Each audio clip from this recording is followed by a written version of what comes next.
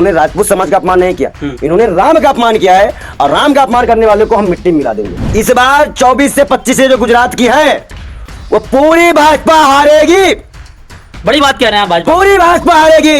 नरेंद्र मोदी चाहे पैर से चप्पल पूरी घिस जाए, चाहे नंगे पांव रो रो के पूरे गुजरात को आग डुबा दे, लेकिन नरेंद्र मोदी एक वोट हाथ मार रहे हो। पगड़ी का सम्मान जानते हैं आप क्या होता है? योगी आदित्यनाथ ठाकुर बनता था, क्यों नहीं मुझे से गुजरात की प्रशासन ने एक हरकत की है, हम मिट्टी मिला देंगे गुजरात सरकार को। कैसे 400 पार हो जाएगा भाई?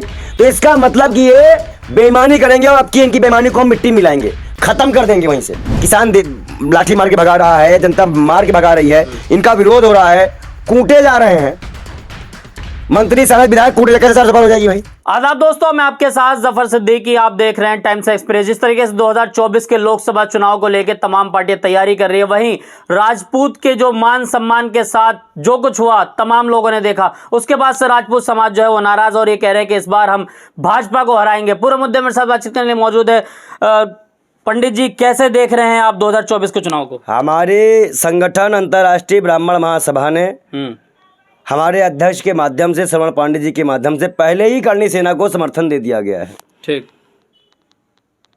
अभी राम मंदिर में राम की पूजा की गई, उन्हीं के वंशजों की पकड़े उछाली गई, और ये कहीं और नहीं गुजरात की धरती पे हुआ है।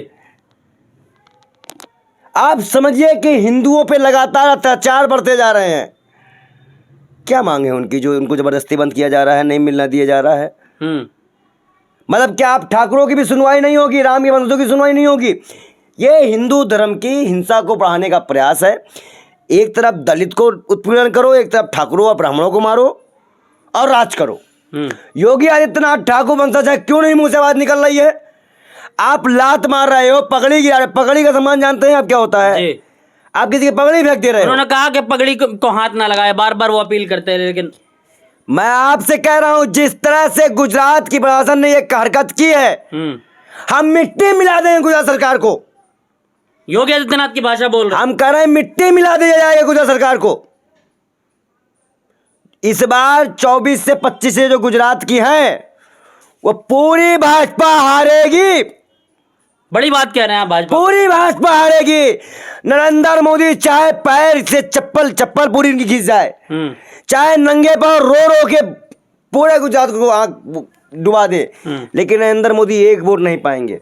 अच्छा, कह रहे हैं अब की बार 400 पार, आप वाली बात कह रहे हैं कि मतलब अच्छा आप बताओ। हाँ। पंजाब में है, पंजाब में इनके सांसद की कुटाई हुई, हाँ। यूपी में हुई, उत्तराखंड में हुई। आप बताओ जब मंत्री की खुद की कुटाई हो रही है, तब केरला में केंद्रीय मंत्री रोड शो कर रहे हैं 20 आदमी के साथ, केंद्रीय मंत्री। तो आओ कैसे 400 पार हो जाएगा भाई? तो इसका मतलब कि ये बेईमानी करेंगे और अब की इनकी बेईमानी को हम मिट्टी में मिलाएंगे, खत्म कर देंगे वहीं से। गिद्ध की तरह रखेंगे नरेंद्र मोदी। अच्छा, अब अगर कानून हमारा सुनेगा, नहीं जनता ही निर्णय ले लेगी। कि मतलब इस बार जनता वर्सेस भाजपा की लड़ाई है क्या? बिल्कुल, जनता वर्सेस भाजपा। क्योंकि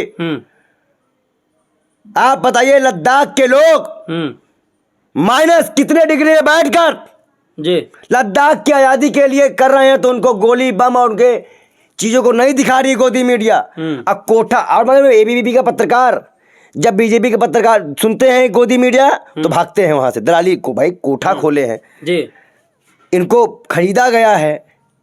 आप मीडिया पर लगातार सवाल उठाते रहते हैं। आप मुझे एक बात बताओ, ये सीधा सवाल बताओ, प्रधानमंत्री के मुंह से रोजगार और रोजगार और महंगाई कहाँ है?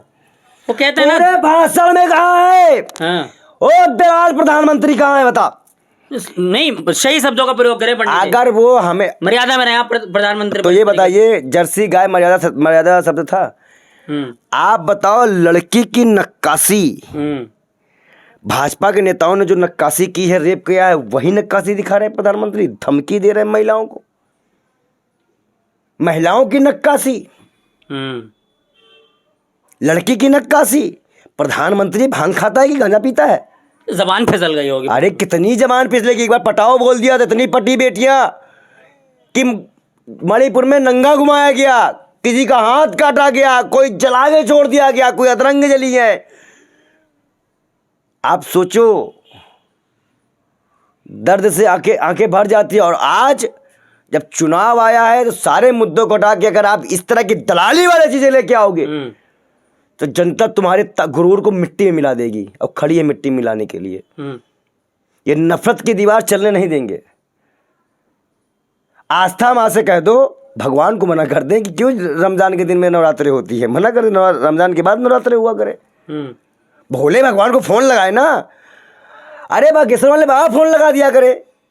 सिर्फ प्रधानमंत्री नहीं, प्रधानमंत्री ने ऐसे ऐसे चेहरे उतार दिए पंडित जी, नहीं लड़ पाएंगे उनका मुकाबला। आपसे एक बात पूछता हूँ, हाँ। अरुण गोयल जी जब राम मंदिर गए थे तो उनसे पूछो राम के दर्शन कर पाए थे? रो रहे थे ना, मैं बहुत पसंद हूँ लेकिन राम। अब आप चुनाव लड़ रहे हैं, बेशरम है ये, राम को बेचने वाले हैं जो राम के। कंगना रनावत को भी उतार दिया है मार्केट में चुनाव लड़ने के लिए। कंगना रनावत, देखिए मैं आपको बता दूं, विपक्ष की सबसे बड़ी कमजोरी क्या है कि विपक्ष के पास चेहरे तो हैं पर विपक्ष नए चेहरों पे दांव नहीं लगा रही है। अच्छा, पूछे क्यों? अगर वो नए चेहरे लेके आएंगे तो काहे की ईडी, काहे का सीबीआई? सही बात है। अभी तक राहुल गांधी का कहा हुआ वो भाषण मैं बार बार हर चैनल पे ये रिपीट कर रहा हूँ, उन्होंने शायद हमें जुमला दिया था इस बात का कि हम नए चेहरे उतारेंगे, भागने दो। इतनी लिस्ट कांग्रेस की फाइनल हुई, एक नया चेहरा बता दो हमको अब तक तुम। हाँ, सब पुराने नेता है कांग्रेस। कोई भी एक चेहरा बता दो नया। प्रयागराज में सपा कैंडिडेट को टिकट मिल गया है, मैं वहां का चेहरा हूँ, मुझे टिकट नहीं दिया गया। मैंने बनारस मांगा, वहां पुराने आदमी को चुनाव लड़ा दिया गया कि मुझे टिकट नहीं दिया गया। तो कौन से नए आदमी आप ला रहे हो? हम तो लग रहा है विपक्ष अभी से हार मान चुका है, पर हम हार नहीं माने हैं। अच्छा, जब से हमने सुना कि बनारस में किन्नर समाज के महागुरु चुनाव लड़ रहे हैं, हमने बनारस से लड़ने का फैसला मना कर दिया कि हम बनारस चुनाव नहीं लड़ेंगे। हम बनारस चुनाव नहीं लड़ेंगे क्योंकि किन्नर समाज की खुद धर्मगुरु वहां चुनाव लड़ रहे हैं। लेकिन भाजपा तो लगातार नए चेहरे उतार रही है। तो वही मैं कह रहा हूँ ना कि भाजपा तो उतार रही है, लेकिन अपने पर नए चेहरे कहाँ है? क्या हम विपक्ष चेहरे नहीं बन सकते थे? हम भी तो विपक्ष चेहरे थे ना। लेकिन विपक्ष वालों के पास, अब विपक्ष के पास पैसे तो है नहीं, जो पैसे वाले हैं वही इलेक्शन लड़ेंगे, उन्हीं को वोट दी जा रही है। अब सुप्रिया सिनेत आएंगी, श्रीनिवास आएंगे, इन्हीं लोगों के तो डेरा चल रहा है ना। हम लोग कौन है? हम लोग चाहे सड़क पे लाठी खाएं तो 400 पार समझे इस बार? नहीं, 400 कैसे आ जाएगी? अच्छा, किसान लाठी मार के भगा रहा है, जनता मार के भगा रही है, इनका विरोध हो रहा है, कूटे जा रहे हैं मंत्री सांसद विधायक, कूटे जा, कैसे 400 पार हो जाएगी भाई? हाँ, हरियाणा में किसानों ने कहा कि तुमने हमें दिल्ली नहीं घुसने दिया, हम तुम्हें गांव में नहीं घुसने देंगे। आप समर्थन में उनके? बिल्कुल भाई, आप लगातार किसानों जूते मारो। अच्छा, गोबर पन्नी में भरो, गोबर मारो, हम तो भी तैयार हैं। गोबर की सब्जी खिलाओ इनको गोबर खाना पसंद है ना, नाश्ते में गोबर खाओ, दिन शुद्ध होता है। इनको मारो, फिर गोबर रखो और फिर ये खाएं, तब इनको एहसास होगा कि कैसे घास की रोटी बनी किसानों ने खाई है आंदोलन में, कैसे गोली उस बच्चे को सिर पे लगी थी जिसकी माँ तड़प तड़प के रोई है जी। तब इनको 800 किसानों का दर्द से महसूस होगा। हम तो तैयार हैं जंग लड़ने को, लेकिन हमारे पास जितनी ताकत संसाधन है हम उससे लड़ेंगे। हो सकता है इस बार चुनाव हम ना भी लड़ें, और हम किसी डर से नहीं बोल रहे हैं क्योंकि हमारे पास संसाधन नहीं है, और हम चंदेबाजी और फ्रॉड का काम करके अपने आप को नहीं बनाएंगे कि हम कोई आंदोलन खड़ा करें और कल हम कहीं चुनाव लड़ेंगे। लेकिन भाजपा के खिलाफ आप लगातार लड़ाई लड़ेंगे।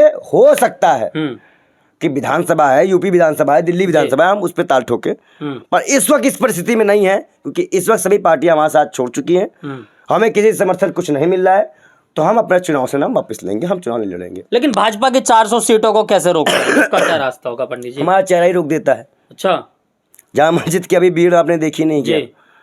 एक भगवाधारी के पीछे सभी मुस्लिम भाई, खत्म भाजपा, नफरत खत्म, भाजपा खत्म। जब नफरत ही नहीं होगी तो भाजपा कहाँ होगी? तो क्या भाजपा का नाम नफरत है क्या? और क्या, क्यों नहीं है? नहीं है। इसका प्रधानमंत्री बोलता हो कपड़े पहनाने जाएंगे और ईद की बधाई देते हो तुमको शर्म नहीं आती है? तुमने इस बार ईद की बधाई दी तो जाओ जाकर उत्तराखंड में उस बच्ची को बधाई दे के आओ जिसकी माँ जेल में बंद है, वो 3 साल की है और डेली अपने कमरे में ढूंढती है माँ माँ कहते हुए, उसको बधाई दे के आओ ना। उसकी माँ से पूछो उसकी माँ कहाँ है। पहली बात तो अगर प्रधानमंत्री उस दिन ये काम करते, जितने निर्दोष मुस्लिम महान थे, नू के इधर के उधर के, उन सबको छोड़ दिए होते, जितने केसेस थे वो माफ़ कर दिए होते, जितने भी उनके ऊपर चार्जेस थे वो माफ़ कर दिए होते, कुछ उनके ऊपर एक नया पुरस्कार कर दिए होते, एक जो हमारे अयोध्या मस्जिद बनी उसका ऐलान कर दिए होते, क्या नींव पड़ गई ईद के दिन हमारे यहाँ पे? नहीं पड़ी। कहाँ गए सब हमारा मौलाना? मर गए क्या सब? मर गए सब मौलाना? क्यों नहीं डाले नींव? क्यों नहीं बुलाया मुसलमानों को? मुसलमान जहाँ मस्जिद में जाके घूम सकता है, इधर उधर लफड़ा गिरी कर सकता है, बाइक में घूम सकता है, इफ्तार की फोटो डाल सकता है, क्यों नहीं मस्जिद बनवाया आपने? तो ये सब कमियां हैं और हम इसकी लड़ाई लड़ते रहेंगे अंतिम दम तक। अच्छा पंडित जी का चुनाव लड़ना ही विकल्प नहीं है। हाँ। महात्मा गांधी जी के बाद कोई चुनावी पद नहीं था जी। हम संघर्ष करते रहे हैं और हम उन्हीं के मार्गदर्शन में चलते हुए आए हैं। पंडित जी एक आखिरी सवाल होगा, जिस तरीके से राजपूत समाज लगातार विरोध कर रहा है, ठाकुर भी विरोध कर रहे हैं, आप ब्राह्मण महासभा से जुड़े हुए हैं, आपका भी लगातार विरोध जारी रहेगा? हम अंतर्राष्ट्रीय ब्राह्मण महासभा के राष्ट्रीय महासचिव हैं जी। हम यह ऐलान करते हैं कि दिल्ली जंतर मंतर में जब भी करणी सेना का आह्वान हुआ घेरने का, संत बाल योगी महाराज अंतर्राष्ट्रीय ब्राह्मण महासभा राष्ट्रीय महासचिव और सलोन पांडे राष्ट्रीय अध्यक्ष हमारे मौजूद रहेंगे। हम अपने राजपूत समाज के लिए खून का कतरा कतरा ही बलिदान कर देंगे। चलिए बहुत बहुत शुक्रिया। हमारे साथ थे बाल योगी पंडित विजय शर्मा, तमाम सवालों के जवाब दिए। पंडित जी का कहना है कि जिस तरीके से राजपूत समाज का अपमान हुआ है वो बिल्कुल सहने के काबिल नहीं है और हम ब्राह्मण महासभा के तमाम लोग हों, चाहे वो क्योंकि राम और परशुराम जी, परशुराम के वंशज हम लोग हैं, राम के वंशज वो हैं और दोनों एक ही भगवान के अवतार हैं, अलग अलग, इसलिए बिल्कुल बर्दाश्त नहीं किया। इसीलिए हमारे भाई हैं और राजपूत समाज से हमें बड़ा सम्मान मिलता है। हम राजपूत समाज मतलब राम के अपमान को बर्दाश्त नहीं करें। इन्होंने राजपूत समाज का अपमान नहीं किया, इन्होंने राम का अपमान किया है और राम का अपमान करने वाले को हम मिट्टी में मिला देंगे। बड़ी बात कह दी इन्होंने, कहा कि राजपूत समाज का अपमान यानी कि राम का अपमान, और राम का अपमान जो है उनको हम मिट्टी में मिला देंगे। ये वही भाषा बोल रहे हैं जो उत्तर प्रदेश के योगी आदित्यनाथ कहते थे कि माफियाओं को मिट्टी में मिला देंगे। एक बार सरकार ने दीजिए, बस एक बार हाथ में सरकार ने दीजिए। अच्छा, हो सकता है जो बहुत से भगवाधारी मिट्टी मिला दिए जाए जो मुख्यमंत्री बन के टहल रहे हैं। चलिए आप वीडियो को देखकर क्या कुछ सोचते हैं? आप अपनी जहर कहीं भी दिया जा सकता है। हाँ, जी, जी। जहर कहीं भी दिया जा सकता है, गाड़ी कभी भी पलट सकती है। फर्क ये होगा कि आज सरकार उनकी है, कल हमारी होगी। और मैं अगर उत्तर प्रदेश का मुख्यमंत्री बना, भाजपा के कार्यालय को तोड़वा एक एक कार्यालय तोड़वा कर गरीबों के मकानों की शौचालय भी बनवाऊंगा, मकान ही बनवाऊंगा, उन्हीं कार्यालय की तोड़वा कर। याद रखना। चलिए पंडित जी के बातों से आप कितना सहमत है? अपनी राय जरूर दें। देखते रहिए टाइम्स एक्सप्रेस।